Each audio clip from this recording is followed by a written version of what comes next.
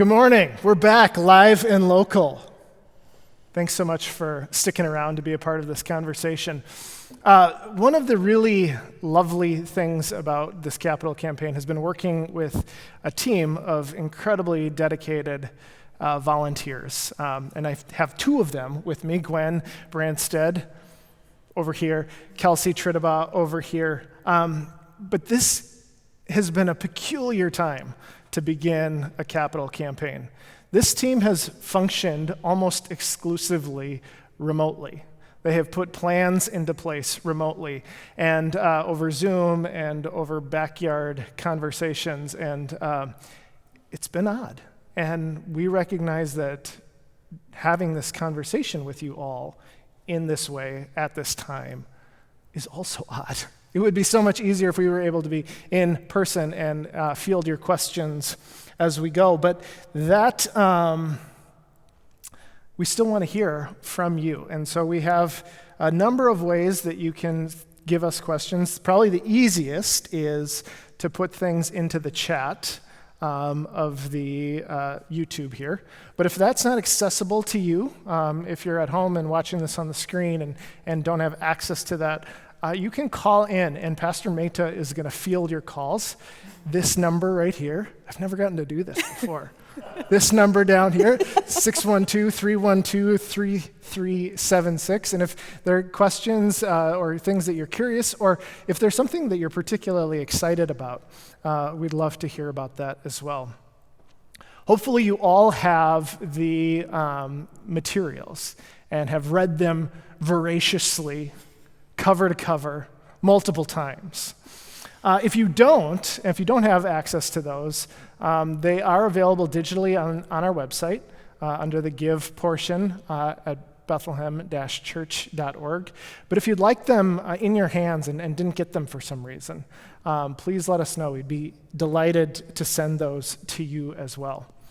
I want to begin, before I turn it over to these wonderful volunteers, by just sketching out some of what we're trying to do with this campaign.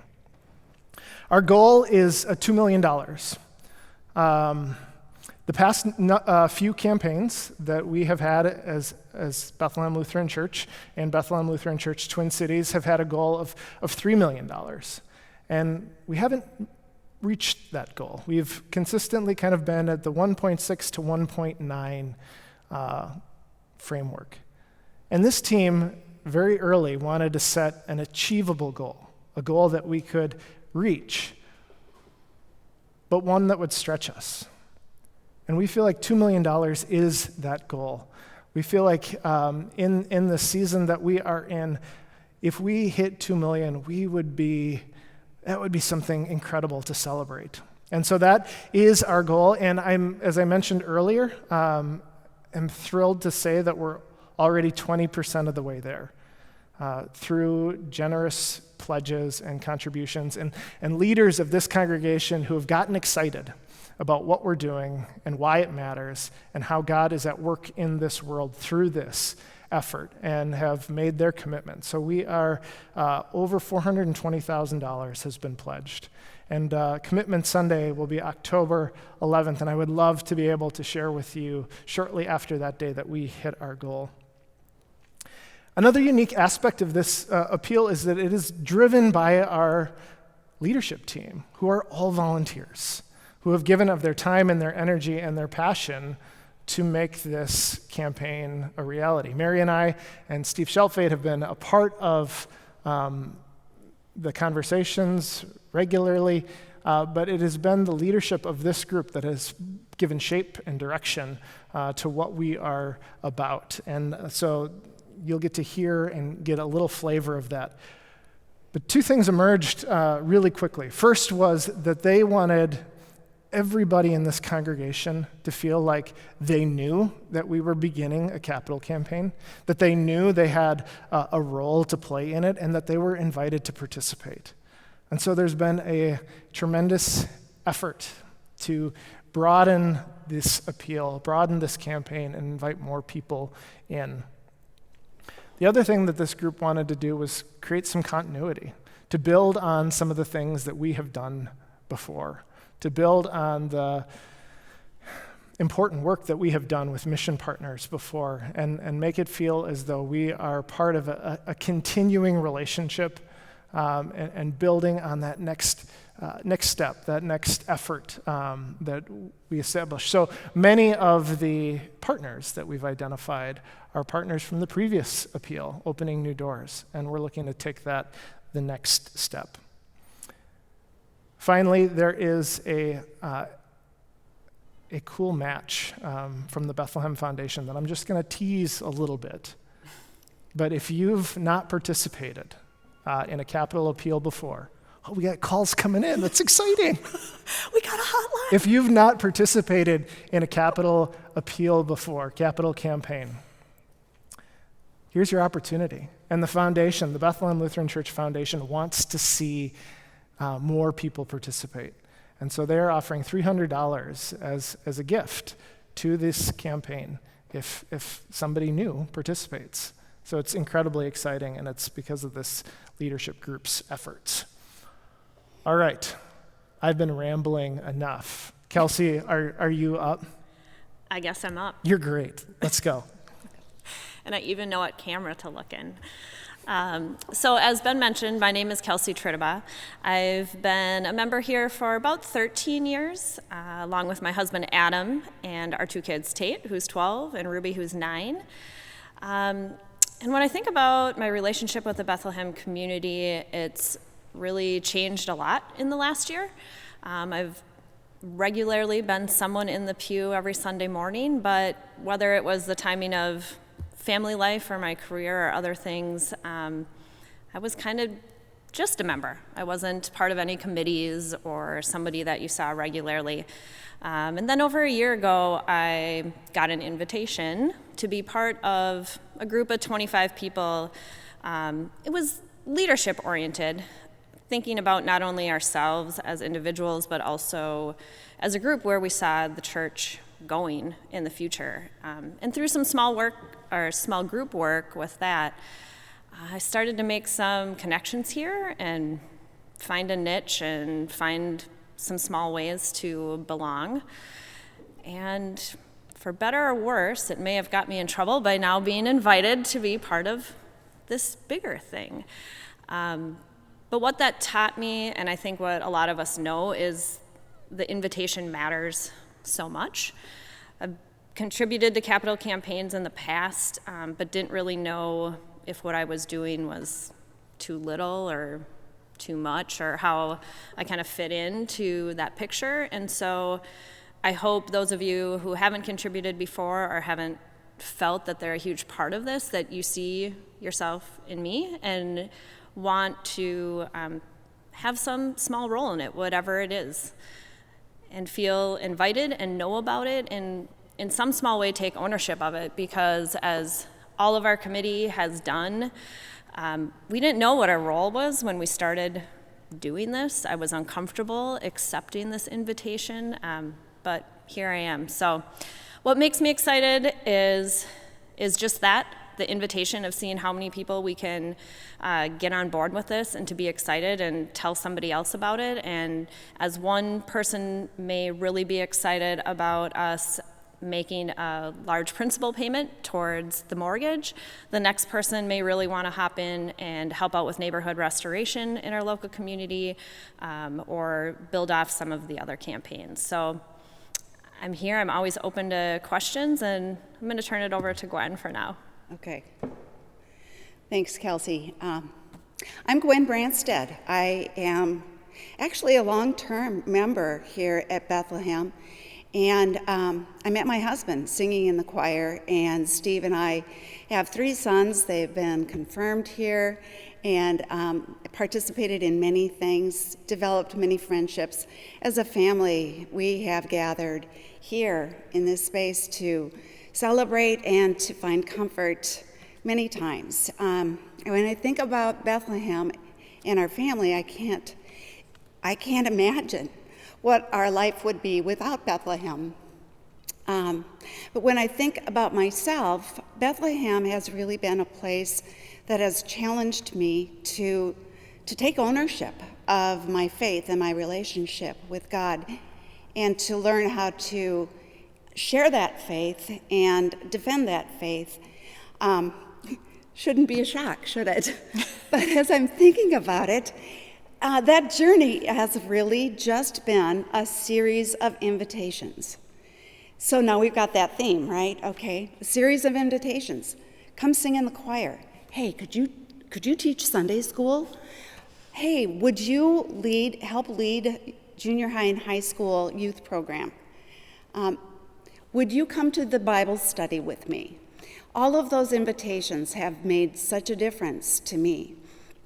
And as we started to meet as a team, I first of all have to reflect on being invited to chair the campaign.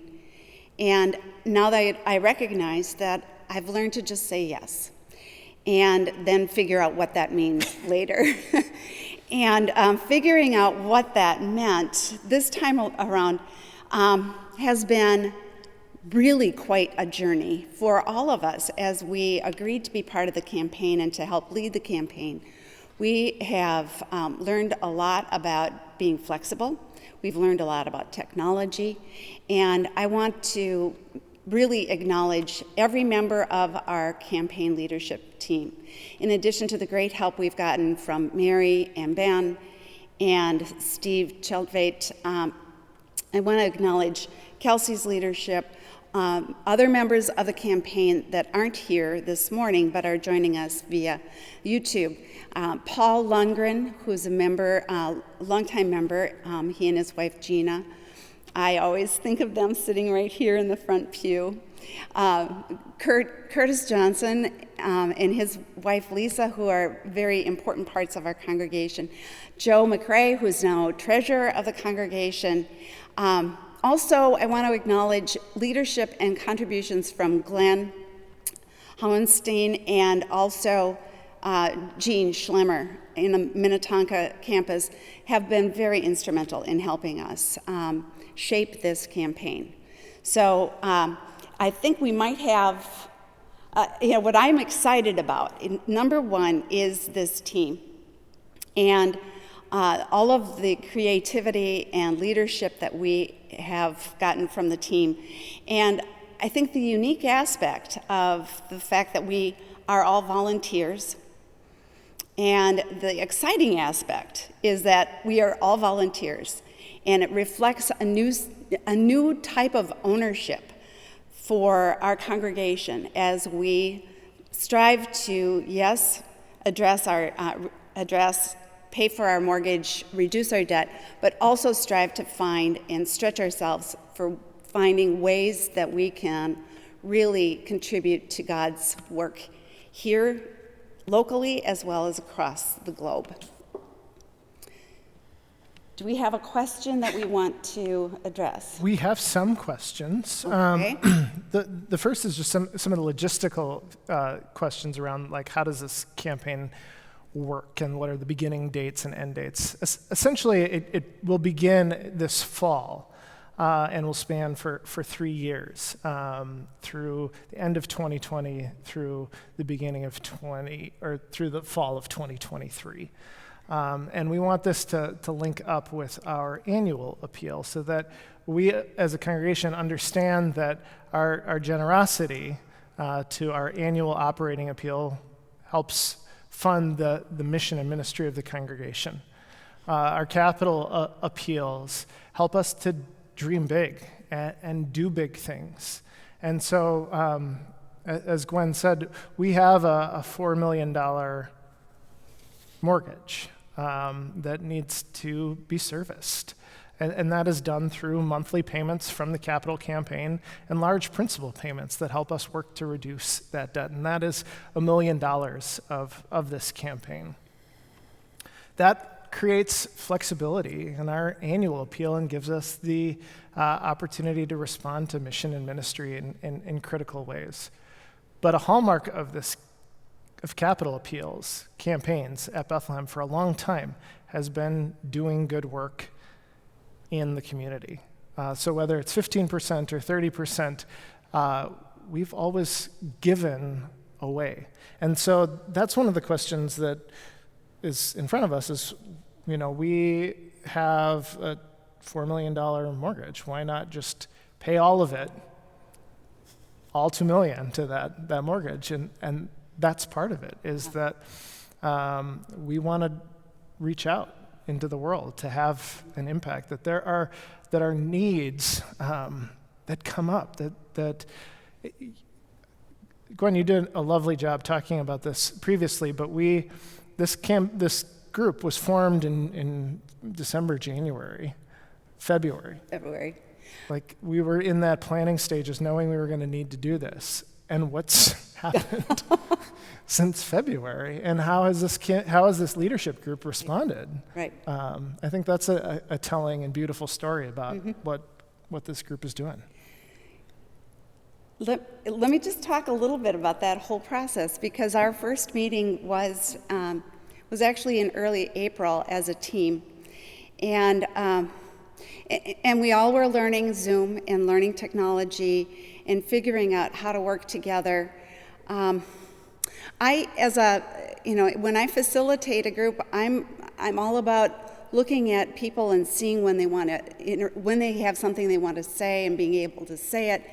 And I was learning how to do that with Zoom, and everybody else was learning how to participate. But the key things that we addressed as we started talking, number one is understanding ourselves that, yes, we have a mortgage that we will need to pay. And for some of us, that was a surprise. Some of us were thinking, well, I thought we paid off the mortgage. For others, I knew we had a mortgage.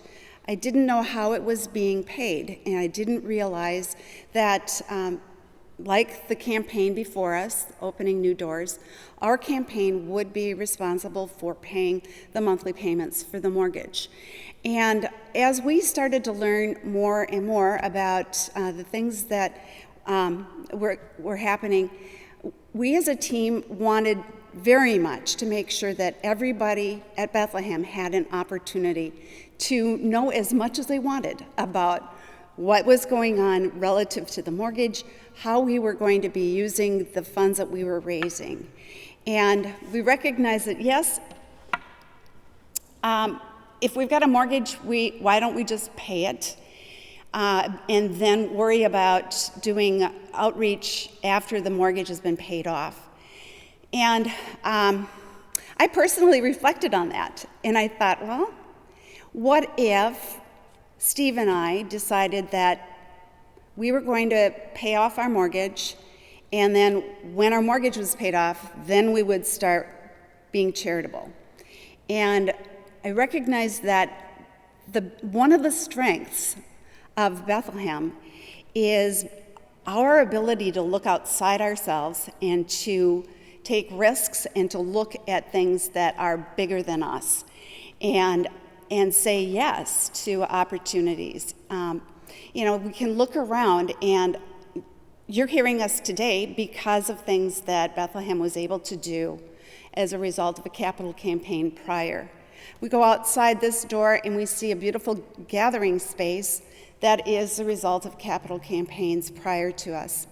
And we think about the fact that we have been able to start congregations, we have been able to support schools in India, we have been able to really look at the things that God is doing in our world through us. And that's part of the blessing that we get as a result of stretching and saying yes to contributing and being part of a campaign. Great job. Thanks, I wasn't rambling too much? No, that was excellent. Okay. One question just called in. Some of you, Gwen mentioned Opening New Doors, have given generously to that campaign, and that one is closing. But this is a very logistical question, but if you'd like your what you gave to Opening New Doors to continue and apply it to building a future with hope, just let us know in the office, and we're happy to help make that logistical switch. And thank you for the ways in which you're continuing in your generosity. That's incredible. Thank you.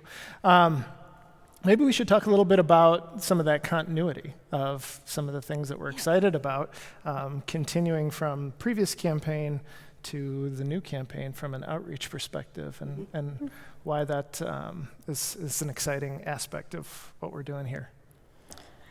I guess I'll jump in. You got it? I will try to take this one, but you guys can obviously back me up if I forget anything. Gotcha. Take team all the way. But again, when we started to focus, there's so many great organizations that Bethlehem is a part of or has had relationships with, and that our members are really committed to. It was hard to take it all in because there's a lot of people doing a lot of great things. So we quickly as a committee had to decide if we were going to give to a lot in small amounts or focus in on a few. And that became really important to us, that feeling of we can do a lot more if we really do it together. And from there, there's been a lot of talk of telling our story and building that story and not necessarily always creating new stories, even though those could bring us new relationships. We felt like it was time to focus and carry that on. So the other thing to build off of that is this theme kept bubbling up about housing or building. Knowing that if somebody has housing, whether it is their own place to call home, or even thinking of our church buildings as a house, thinking of our mortgage as an overarching house that allows us to be here and do other things, this vision of what we can do to help people on that journey towards housing locally and internationally came up. So we have focused one of our 4 areas of the campaign on just that, housing. The first one locally is with Beacon. The Minnetonka congregation has been instrumental with Beacon's program of Families Moving Forward, but also with Opening New Doors, there was a new build of affordable housing happening in Hopkins called Vista 44. And at this time, as we enter this campaign, there is a new build in North Minneapolis that feels even closer to home here to our Minneapolis congregation that we are hoping to fund with this campaign. They have, to build a unit for a family is about $15,000, and our goal is to work towards being able to fund 10 of those. So continuing that relationship with Beacon. We also had, with Opening New Doors, a relationship with the, I'm going to forget the first name of the hospital in Madagascar. Zeta Hospital in Madagascar, yeah.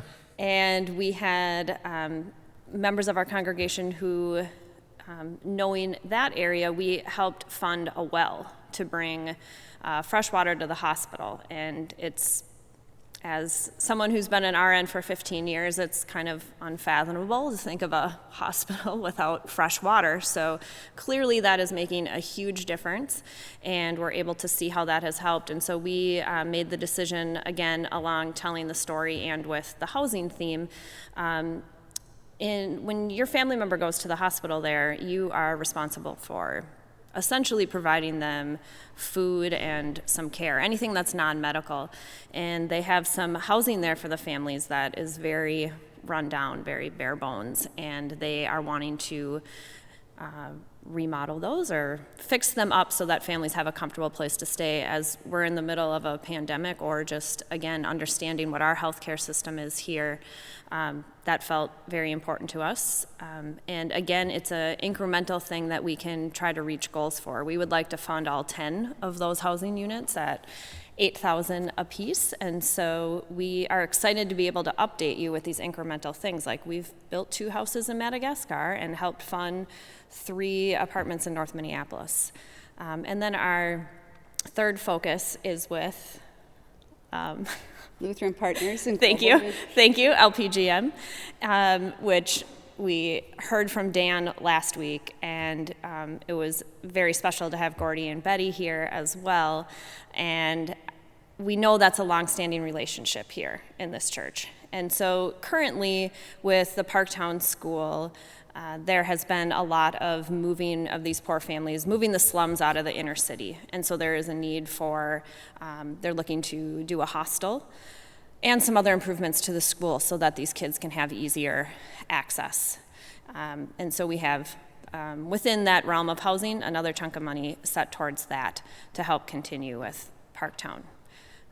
So that is, they're all really building off of opening new doors, and it's an area we're really excited about.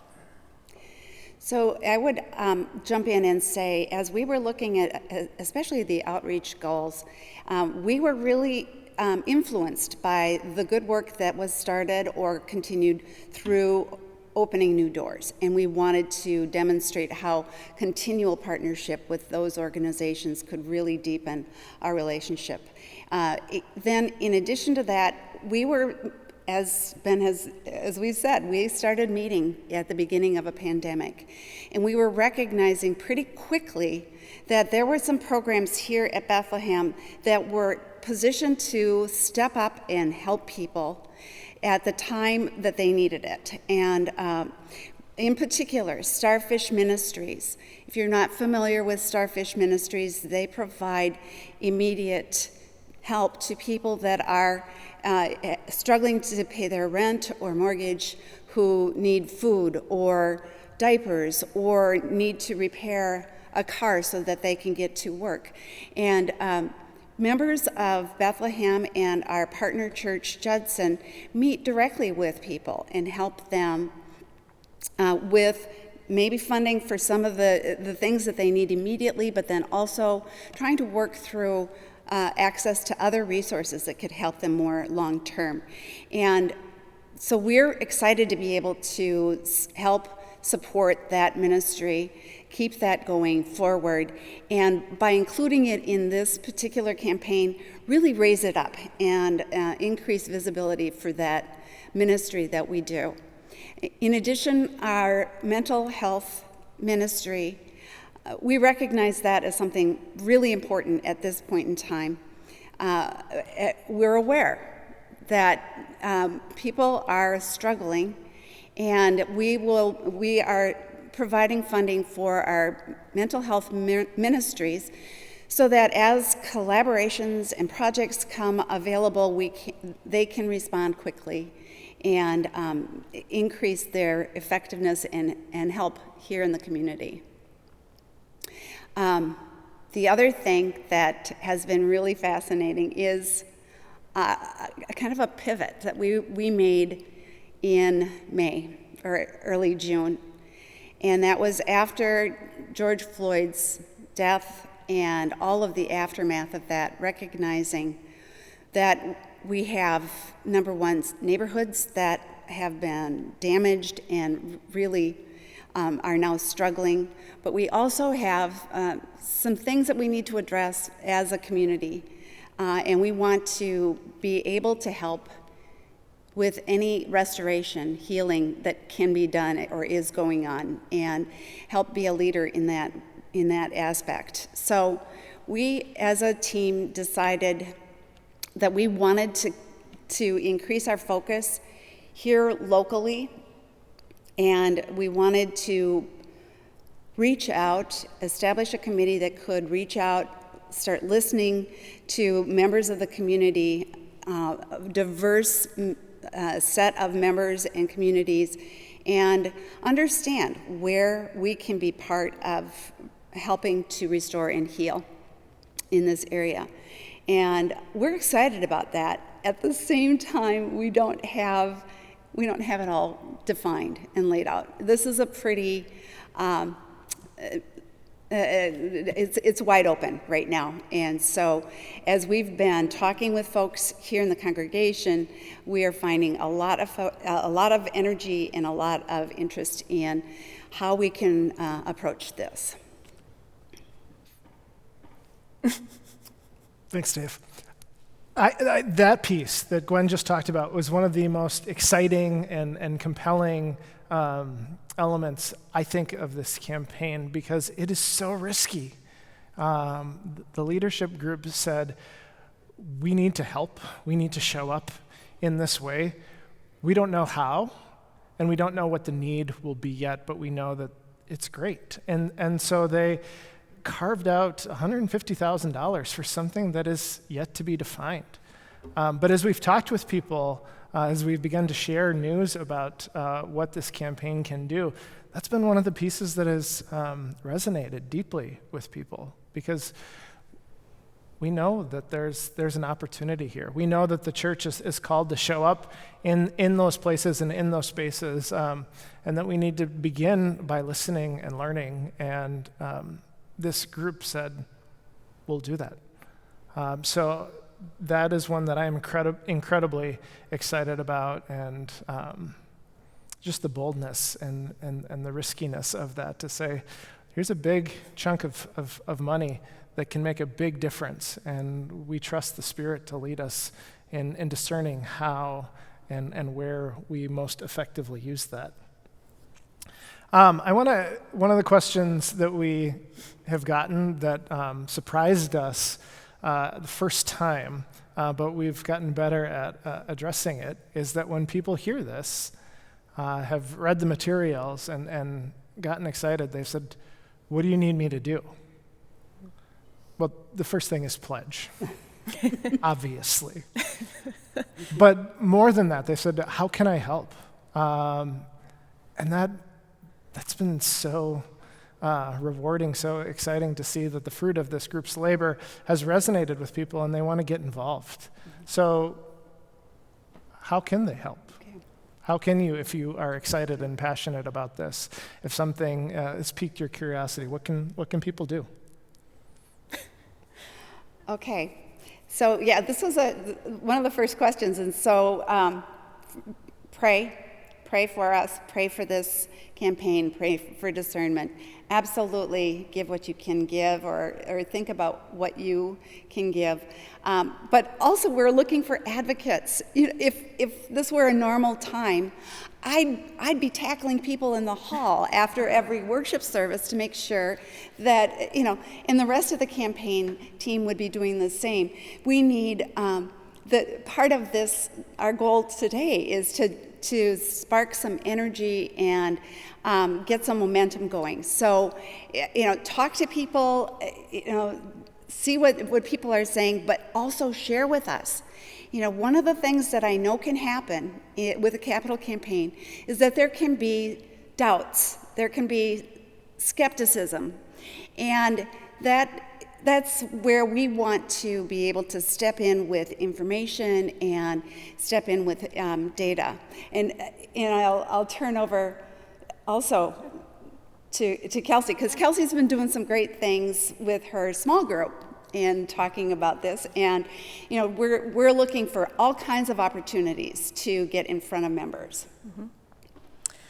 I just hope people feel and see it as being approachable, like not some, which in my past it would seem bigger than something that I could be involved with or to really speak knowledgeably about. I mean, we're not asking you to know that 10% is going to this, and this is the current mortgage rate, or we're just simply asking for you to be excited about becoming involved in it, and simply asking someone if they've heard about it, they have questions about it.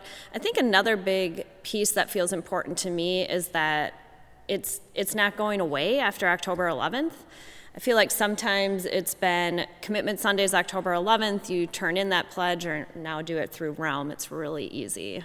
And then it's just, you hear about, or that that's the slogan, or that that's what's going on.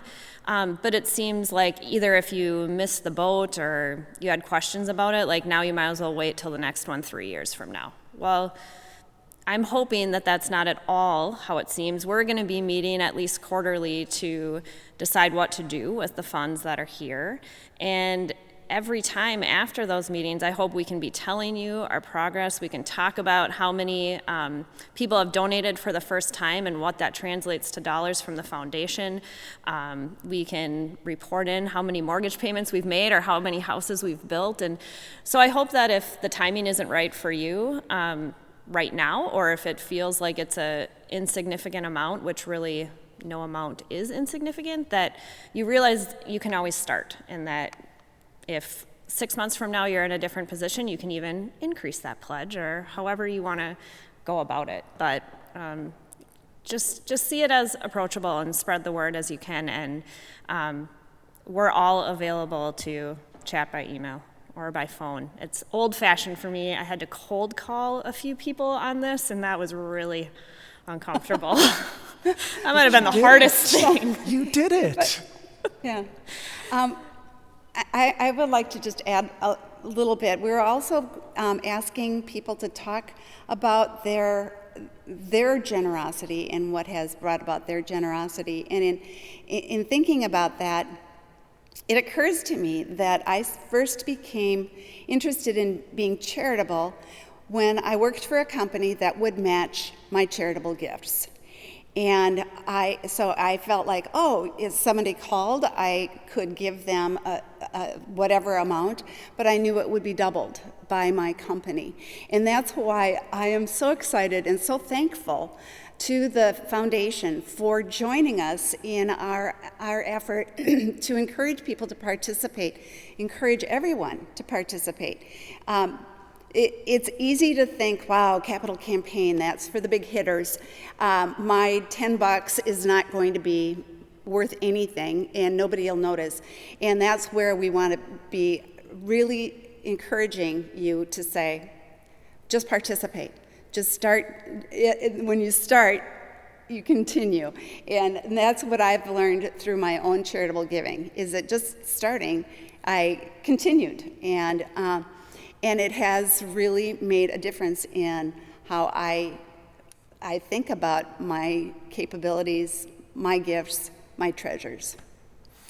One of the things that I heard as I was driving around, I don't know, this spring sometime, there was a bit on NPR where they were talking about generosity and how do you become generous. And the speaker who was presenting said, "You are as generous today as you will ever be." I think we live with this story that there's going to be a moment in which finally I have enough where I will then be able to be generous. And the argument that the person was making is it's not about the amount, it's about the attitude. And like Gwen was saying, just starting and trying it on and seeing how it feels. And that's what one of the incredible gifts that the Bethlehem Foundation is giving to this campaign is that extra incentive to take a risk, to try it on. Whatever amount you give, if you've never given before to a capital appeal, that'll get us $300 extra.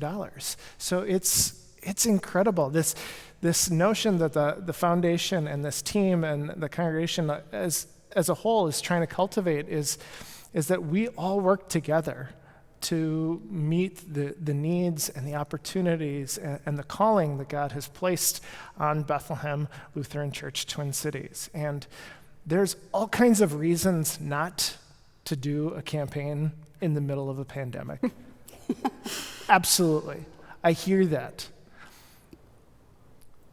But I think one of the most beautiful reasons to do it is to cast a vision of hope and know that together we can do incredible things in God's name, and God can work through us to do incredible things together. And so we're stepping out in faith and hope and know that the love that this congregation has for one another and God's world will allow us to meet our goals and hopefully exceed them. I just want to echo one of the things that I've seen in the chat and from both Brad and Sandy named specifically their excitement about the continuity of story with existing partners. And like I said at the outset, this is a commitment of this leadership group to say that it's the stories and the relationships that have existed over the long haul, both between members, between organizations, between partners, that really change us. And so our commitment to those organizations that we've invested in time and time again and continue to see God's work being done in and through them, it impacts us, it changes us, it helps us to see this world and our place in it differently. And so we, too, are really excited about deepening and growing and broadening the impact that we have with the organizations that have been identified.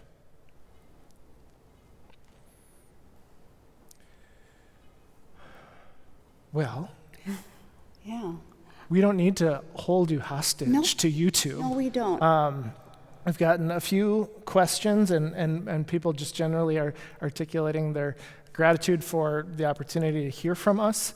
Know that this group is available. They want to be in conversation with you about what we're doing, about why it matters, about the role that you can have in all of this. So if you have questions, please don't hesitate to email either of these women or other people on the team or me and Mary, and we'll be happy to get you in contact with the team.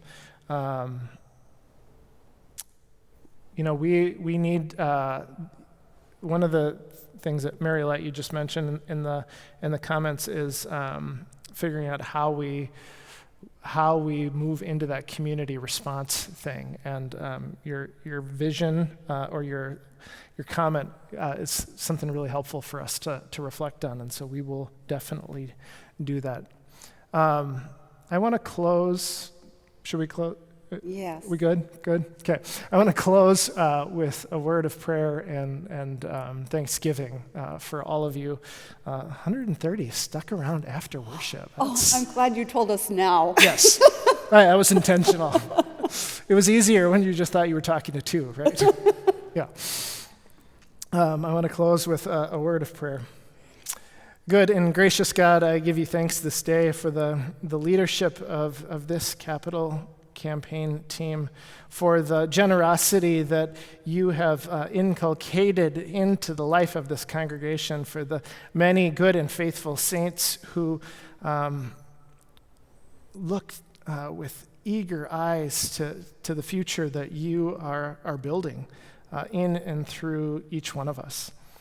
I pray that you be at work in our discerning about what role we have to play in this and how we can respond with generosity and faithfulness and excitement about what you are doing in this time. Bless us as we go about our days and our work in your holy name. Amen. Amen. Amen. Thanks so much. Thanks to both of you for coming in and being a part of this, for your hours and hours of work that you've already contributed to this. It is a gift and has made such a difference in how we've envisioned this campaign. And I'm incredibly indebted to this team and its leadership. So thanks to all of you for sticking around, tuning in, and please reach out if you have questions, and we'll see you next Sunday.